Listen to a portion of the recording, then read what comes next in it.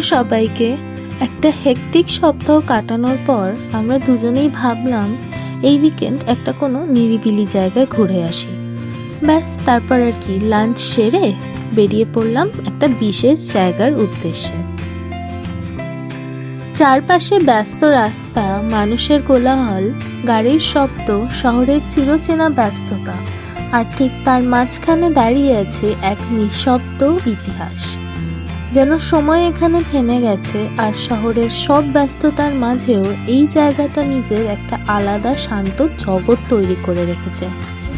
এই ভবনটা তৈরি হয়েছে গ্রিক আর্কিটেকচারের আদলে। উঁচু স্তম্ভ, বিশাল ছাদ আর সিমেট্রিক্যাল ডিজাইন সবকিছু মিলিয়ে একেবারে দারুণ অনুভূতি। এখানে দাঁড়ালে মনে হয় কলকাতার মাটিতে যেন ইউরোপের একটা অংশ বসে আছে। আমরা চলে গেছিলাম মেট ক্যাফে হল, যেটা লোকেটেড বিবাদী বাগের মিলেনিয়াম পার্কের অপোজিটে। এত ব্যস্ততার মধ্যেও এই জায়গাটা বেশ শান্ত আর নিরিবিলি।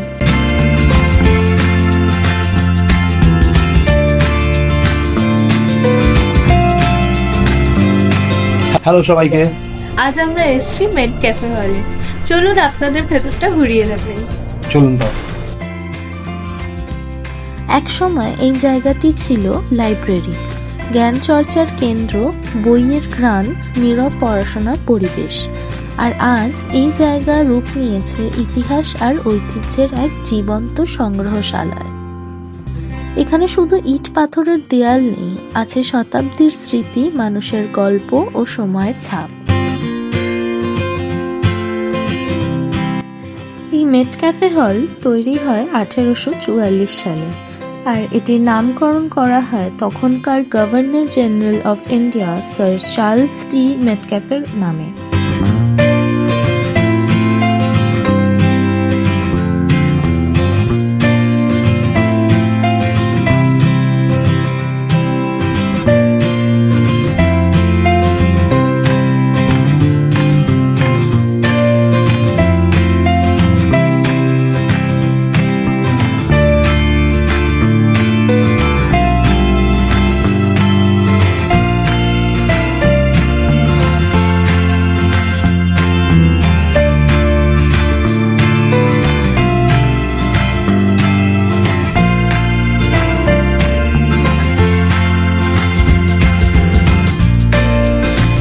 জায়গাটা আমার পার্সোনাল ফেভারিট, কারণ এখানে আমরা বাংলা চলচ্চিত্র যবে থেকে শুরু হয়েছে, বা যত সত্যজিৎ রায় বলুন বা যত ভালো ভালো বাংলা সিনেমা আমরা পেয়েছি আজ অব্দি বাংলা ফিল্ম ইন্ডাস্ট্রিতে, সব কিছুর পোস্টার এখানে রয়েছে। আর জায়গাটা ভীষণ ঐতিহাসিক, ভীষণ ফেভারিট।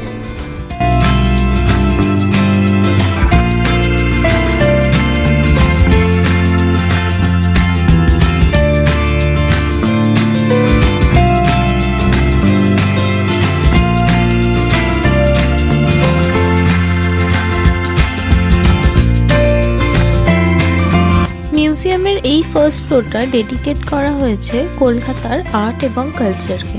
বিভিন্ন ধরনের আর্ট, সেটা পোয়েম হোক বা পেন্টিং বা ডান্স, থিয়েটার, সব কিছু নিয়ে একটা স্পেশাল সেকশন করা হয়েছে। বা সেটা শোলার কাজ হোক বা দুর্গা প্রতিমার কাজ হোক, সব কিছুই এখানে দেখতে পাওয়া যাবে। কলকাতা এমন একটা শহর যেখানে আধুনিকতা আর ইতিহাস পাশাপাশি হাঁটে। মেট্রো রেল, উঁচু বিল্ডিং, ক্যাফে, মল, আর ঠিক তার মাঝেই দাঁড়িয়ে থাকে এইরকম ঐতিহাসিক স্থাপত্য, যা আমাদের মনে করিয়ে দেয় আমরা শুধু বর্তমানের মানুষ নই, আমরা ইতিহাসেরও উত্তরাধিকারী। এখানে এসে বুঝতে পারা যায় কেন কলকাতাকে বলা হয় সিটি অফ হেরিটেজ, কারণ এই শহরের প্রতিটা রাস্তায়, প্রতিটা কোণায় ইতিহাস লুকিয়ে আছে নিঃশব্দে।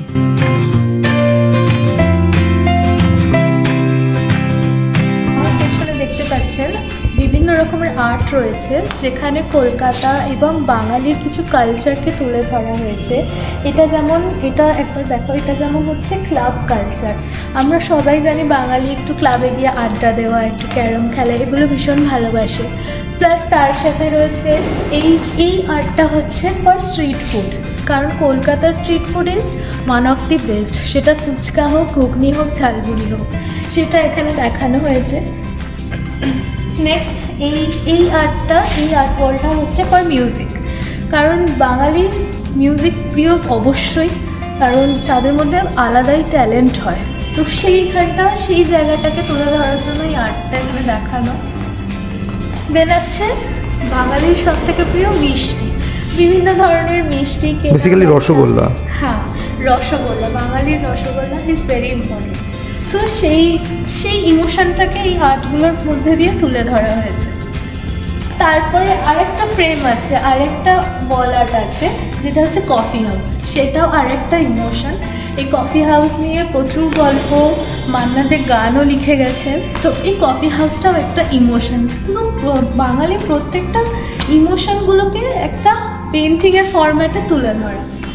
দেন আছে ফিশ মার্কেট, মাছে ভাতে বাঙালি কথাতেই আছে। তো মাছের বাজারে কী সিনারিও হতে পারে বা বাঙালি কিভাবে কেনাবেচা করেন, সেটাও এই আর্টের মধ্যে দিয়ে ওনারা বুঝিয়েছেন। চলুন এবার বেরিয়ে পড়ি। আর হ্যাঁ, এই মেট ক্যাফে হলের টিকিটের মূল্য মাত্র 20 টাকা।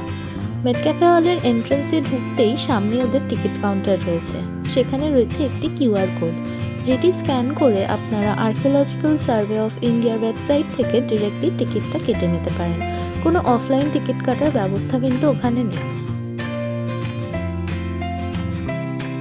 कृपा करते हैं राम नित कृपा करते हैं।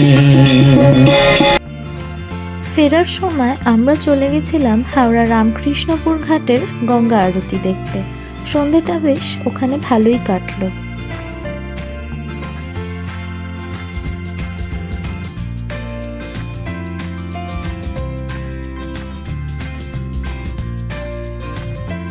আমাদের ভিডিওটি ভালো লেগে থাকলে লাইক, শেয়ার এবং সাবস্ক্রাইব করবেন। আর আমাদের কমেন্টে জানাবেন আপনাদের কেমন লাগলো। আর এরকম আরও ভিডিও পেতে হলে চ্যানেলটিকে অবশ্যই সাবস্ক্রাইব করে রাখবেন আর বেল আইকনটি অন করে রাখবেন। দেখা হবে পরের ব্লগে।